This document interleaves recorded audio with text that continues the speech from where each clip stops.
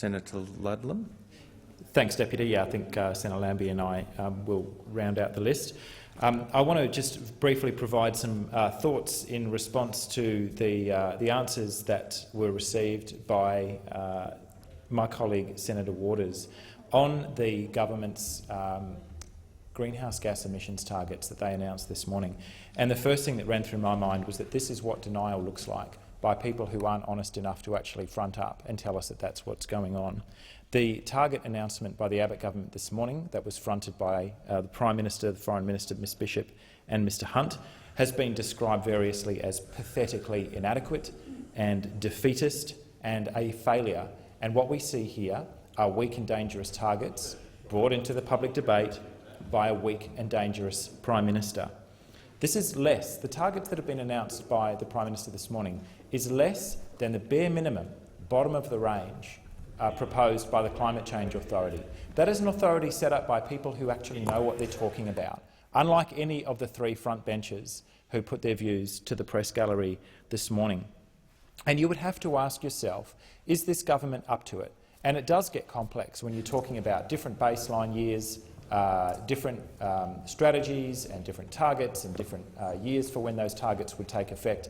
And it wouldn't, I guess I don't blame people for just finding the whole thing a bit difficult. But here's the main question to put to the government on the basis of what they've thrown at us this morning. Is this government actually proposing to transform the Australian economy, to decarbonise it, to maintain people's quality of life, to protect and, in fact, make the economy more resilient while decarbonising it? Or is this, in fact, a proposal to keep us stuck exactly where we are, a dead-end, Rust Belt economy, looking down the barrel as coal and gas go down the plug hole in the twilight of the fossil age?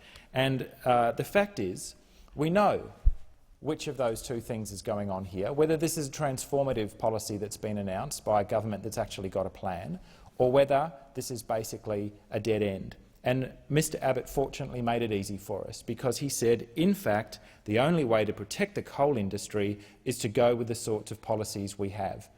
This morning, the Prime Minister, under cover of pretending to make an announcement about greenhouse gas emissions targets, in fact announced that the protection of the coal industry, and by extension the gas industry, would continue.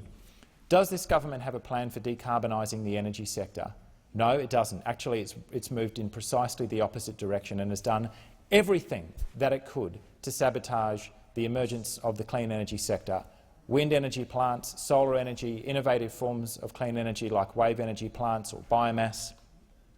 By attacking the renewable energy target with the support, for some reason or another, of the Labor Party, they tried to demolish the Clean Energy Finance Corporation on more than one occasion. They've ripped funding out of ARENA, which provides the R&D and the start-up funding for innovative projects. They removed the carbon price so that the coal and gas industry can now dump this stuff into the air again for free. And this ridiculous, almost comical sabotage of the wind energy industry at the behest of crossbenchers reacting to some agenda that is basically impossible to figure out. Cutting all of the public transport funding, keeping in mind this isn't just about the energy sector. It is about every quarter of the economy that generates greenhouse gas emissions, and Australia has the most energy-intensive economy in the world. There are solutions out there. They're everywhere. Whether it be clean energy like concentrated solar thermal plants, or the industrial wind industry, or the more innovative end, the building sector, the construction sector, public transport, there are plenty of solutions out there, and this government has their back turned to all of them. So don't insult our intelligence and tell us that these are credible greenhouse gas emissions targets. This was an announcement designed to keep Australia exactly where it is, looking down the barrel of the twilight of the fossil age, as the customers who we just figured would keep buying more and more of our coal are basically turning their backs. Not only are they choking to death on the localised atmospheric pollution from the stuff, but they have realised and seen the writing on the wall that if you can run your energy sector without fuel on the power provided for free, effectively, by the infinite flows of sun, wind, wave, geothermal energy, if we're clever enough to get it out of the ground, these countries have figured out that that is the future. That is what the 21st century is going to be about.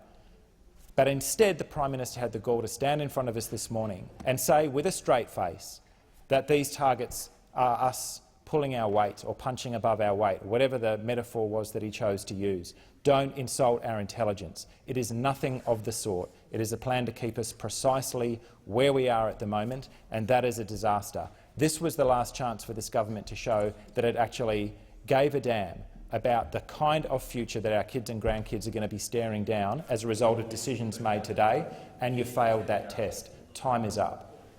Thank you, Senator Ludlam. The question is the motion moved by Senator Ludlam be agreed to. Those of that opinion say aye. Those against say no. I think the ayes have it. The ayes have it.